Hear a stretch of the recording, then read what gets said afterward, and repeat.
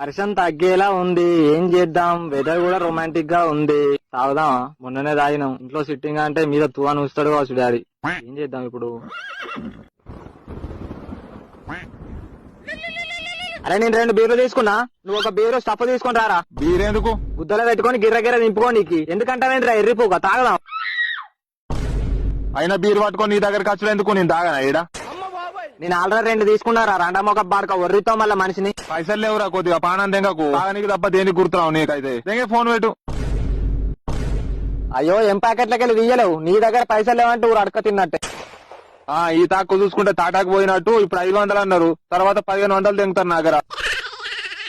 నేను రానరా. ఇవే ఇక బయటికి రావు, ట్రిప్స్ కు రావు. వర్షం కొడుతుంది, కనీసం తాగుదామంటే గుద్దలేతలేకపాయ. కాదులేసుకొని కూర్చో ఇక. బా సరే సరే, గుడిగాకి రా. గుడ్డిది కులిగినట్టు వస్తున్నా గాని.